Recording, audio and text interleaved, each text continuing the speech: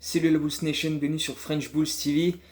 Je pensais pas refaire une vidéo aussi rapidement, mais avec le match qu'on a vu contre Portland, je pense qu'il y a beaucoup de choses sur lesquelles il faut revenir. Et puis comme on rejoue rapidement et qu'on a une semaine très très importante qui arrive, j'en parlerai après, je vais revenir juste sur ce match-là avant, plutôt que d'incorporer les matchs suivants dans la vidéo d'après. Bref, beaucoup de choses à dire. Je sais même pas par quoi commencer en fait.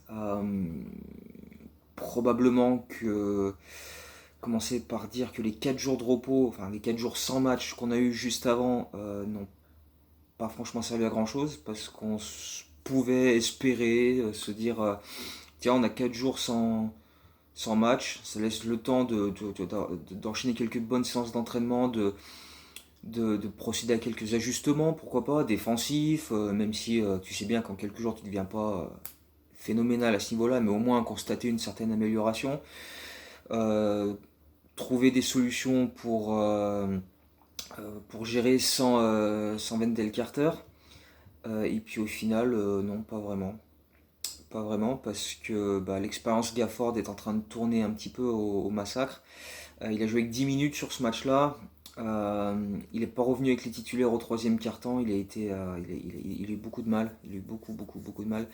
Mais enfin, euh, défensivement, tout le monde a eu énormément de mal. Hein. C'est pas juste Gafford. On va pas le pointer du doigt et dire c'est ta faute. Parce que il est franchement pas le seul à en prendre pour son grade sur ce match-là. Ouais, on aurait pu se dire, voilà, en plus, pareil, on peut aborder un peu plus de fraîcheur face à des Blazers à qui il manquait quand même 4 joueurs importants, dont CJ McCollum, qui est quand même pas n'importe qui. Et puis en fait, non, non, la première mi-temps a été assez compliquée enfin, dans le sens où Portland, eux, ont probablement joué de manière plus agressive sur cette première mi-temps. On rentrait de gros shoots et notamment à 3 points, mais on sait que c'est leur jeu. Hein, ça, c'est, de toute façon, quand tu joues Portland, tu sais qu'il faut s'attendre à ce qu'ils te mettent des 3 points un petit peu de partout, tout le monde, pas juste Lillard qui en met à 10 mètres, hein, Trent aussi et d'autres. Donc voilà, on s'y attendait. Mais après, voilà, on n'a pas su forcément apporter la bonne réponse de l'autre côté parce que nous, on a eu énormément de déchets.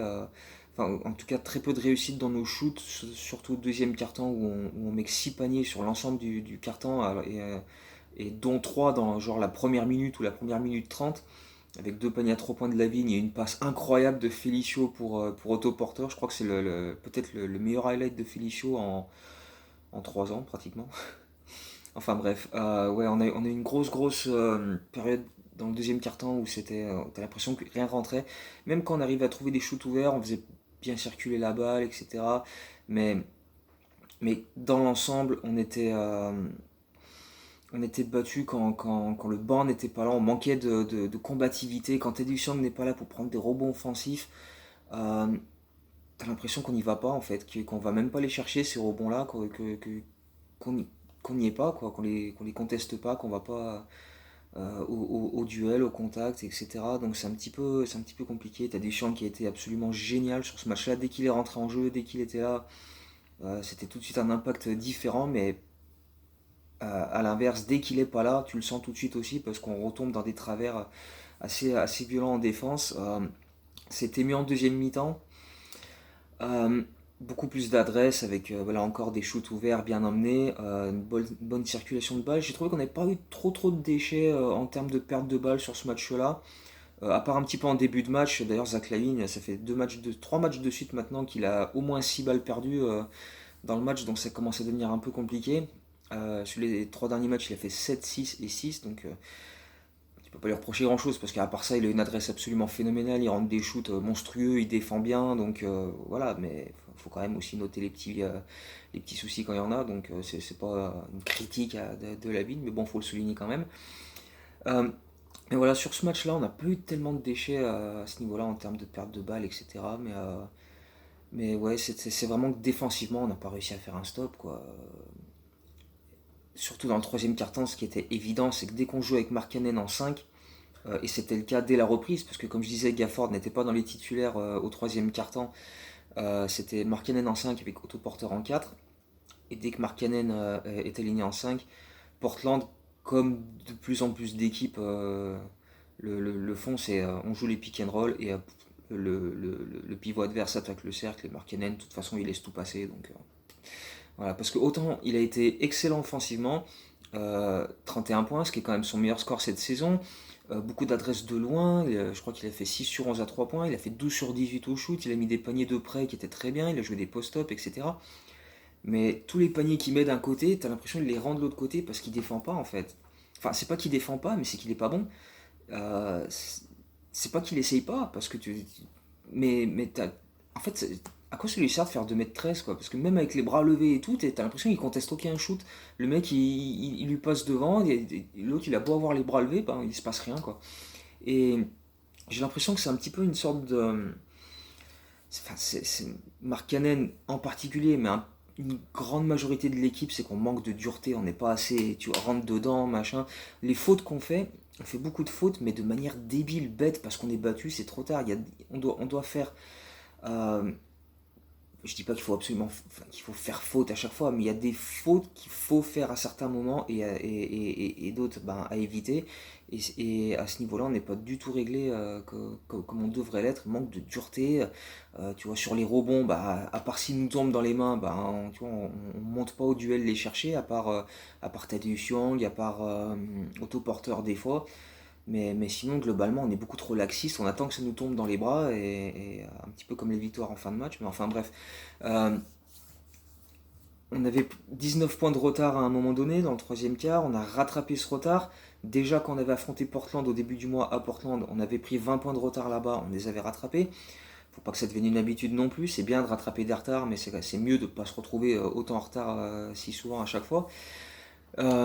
Donc, on rattrape ce retard, on repasse devant, on met des bons 3 points, il y a une super exécution offensive, on a tout le momentum. Zach Lavine rentre des shoots clutch, Kobe White met 2 lancers francs importants. On mène de 5 points à 11 secondes de la fin, tu te dis, ça va, c'est quand même. Et non, parce que ben, Lillard, il te met un 3 points à 10 mètres. Et c'est derrière que c'est un peu compliqué, parce qu'il y a une remise en jeu pour les Bulls. La balle est donnée à Zach Lavine. Et là, je suis désolé, mais il va falloir parler de l'arbitrage. Alors, je sais pas s'il faut que je le redise à chaque fois que je fais une vidéo pour dire ça, mais voilà, j'aime pas, tu vois, toujours pointer du doigt l'arbitrage, dire c'est de leur faute si on a perdu, parce que c'est pas vrai, d'une, et même s'ils font des erreurs, bah voilà, je veux dire, ça arrive, mais ça n'empêche pas de le noter, toi, dire, voilà, il y a quand même eu cette erreur-là, et ça a quand même une influence, et c'est pas la première fois cette saison. Donc, pas mettre pas faire porter le fardeau aux arbitres, mais il faut quand même le dire quand il se passe quelque chose qui est pas normal. Donc, Zach Lavine récupère la balle, 2 joueurs autour de lui euh, qui le ceinture comme ça.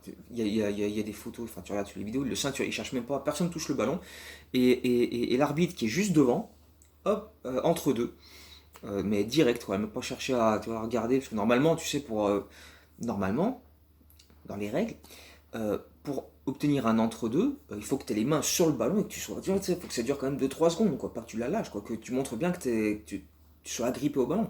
Là, le mec, il est agrippé à Lavigne, pas au ballon. Donc, c'était Gary Trent. Ouais, Gary Trent, il est agrippé à Lavigne, il a les bras autour de lui comme ça. Donc, à aucun moment, il touche le ballon. Entre deux. Bon. Et en plus, la NBA qui dit derrière, dans le rapport des arbitres le lendemain, que c'était le bon call.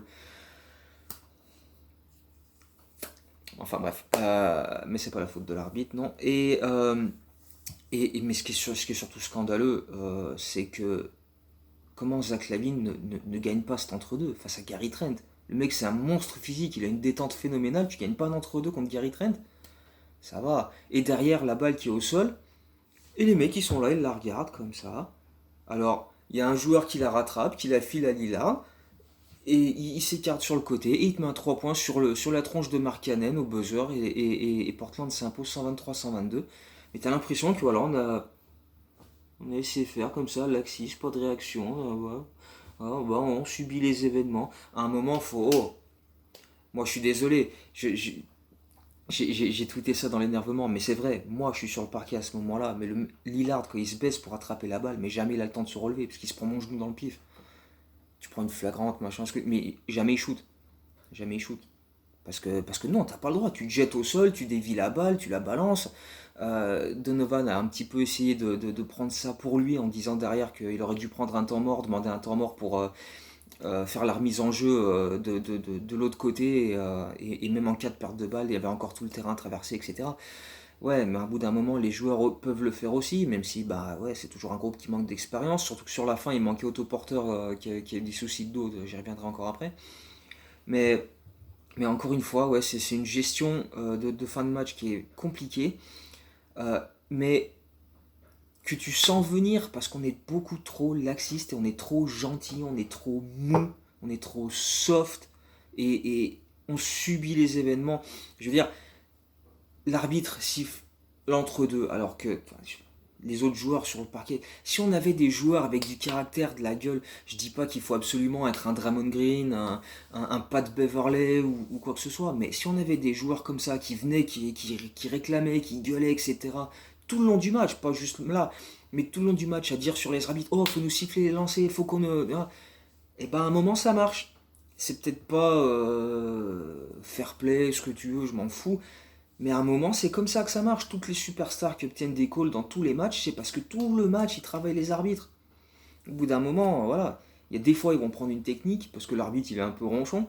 Mais la plupart du temps, tu vois bien, il y a des calls de compensation. Il y a un joueur, une star, on lui siffle d'un côté, il fait une faute, il va gueuler sur l'arbitre. L'action d'après, tu peux être sûr, il a des lancers francs.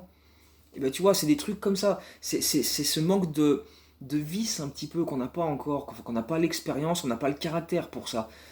Et je pense, je suis même persuadé que si tout au long du match on avait travaillé les arbitres en gueulant à chaque fois, oh, enfin pas à chaque fois, parce que, enfin, mais je veux dire, quand il y a des calls, tu vois, quand on met un panier et qu'il y a un contact, il faut qu'on aille les voir, on fait oh putain, oh les lancers francs, machin, les N1, au bout d'un moment on les aura. Et à la fin du match, ils te filent pas un entre-deux comme ça, j'en suis persuadé. Mais on n'a pas ce truc-là, et on est trop gentil, on se laisse faire. Et c'est con à dire, mais c'est une composante du match qu'on doit être capable d'améliorer, parce que ben, ça fait aussi partie de ces petits trucs qui aident à gagner un match. Il suffit pas juste de savoir bien shooter le ballon, il suffit pas juste de savoir bien défendre, parce que hey, les 450 gars qui sont dans la ligue, ils savent faire ça. Donc il y a tout le moins de petit avantage que tu peux avoir, psychologique, n'importe quoi, sur les arbitres, sur quoi, il faut aller le chercher, il faut le travailler, mais ça ne s'obtient pas comme ça. Il faut aller le chercher. Donc, euh, mais voilà, encore une fois, non, c'est absolument pas la faute de l'arbitre si on a perdu ce match. Si on avait mieux nous-mêmes géré ces moments-là, euh, on ne se serait pas retrouvé dans ces situations-là en fin de match et, et se prendre ce buzzer sur la tête. Alors maintenant c'est une question de réaction. Parce que ben, ça fait un moment quand même. Il y a déjà contre Golden State, on se prend 3 points sur la fin. À OKC, bah, on perd en prolongation après avoir eu 22 points d'avance, il me semble. Et puis il y a eu d'autres fois où les arbitres nous ont fumé d'une manière, c'était assez fou. Mais voilà, au bout d'un moment, peut-être commencer à dire bon, ça fait une fois, deux fois, trois fois, maintenant ça va bien, foutez-nous la paix, arbitrez-nous normalement au lieu de nous arbitrer comme des vauriens. À un moment, faut y aller.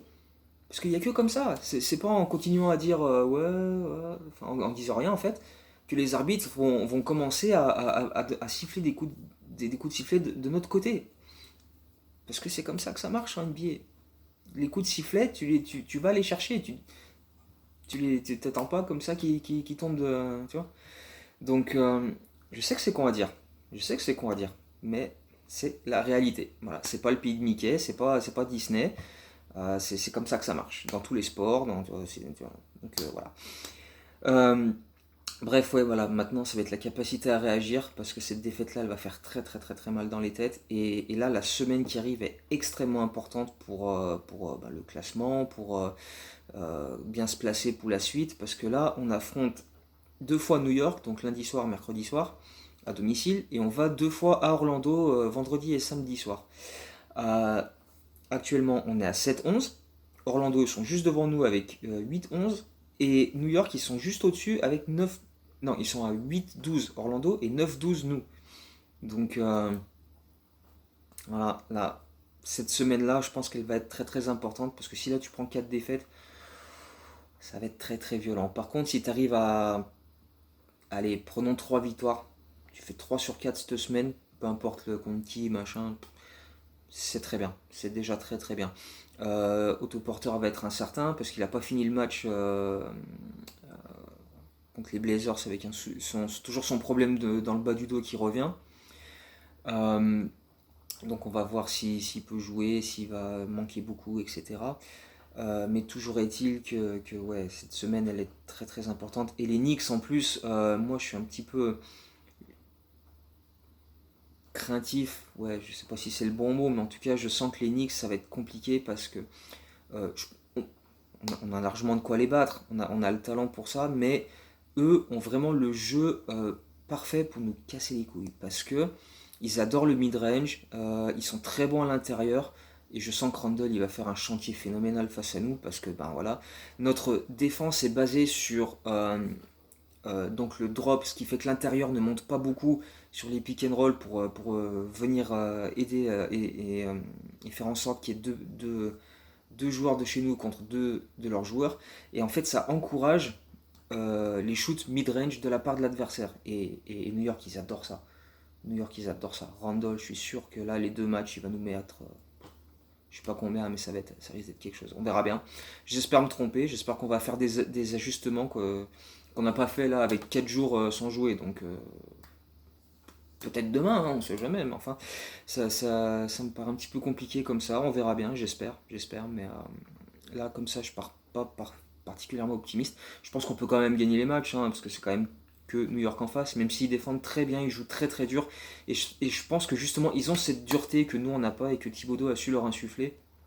Euh, donc ça va être comment on va réagir à ça, quoi. Comment on va s'adapter à leur jeu offensif qui est celui qui peut potentiellement nous poser énormément de problèmes et réagir de l'autre côté quand on devra nous attaquer et aller au duel, aller au contact et voilà, c'est comme ça que ça devrait se jouer sur ces deux matchs-là, donc on verra bien. Donc probablement une vidéo après ces deux matchs-là, puis on en refera une autre après pour les deux matchs en Floride. Donc d'ici là, ben, bonne continuation, bon match, on va quand même suivre ça en live tweet et puis à très bientôt, Go Bulls.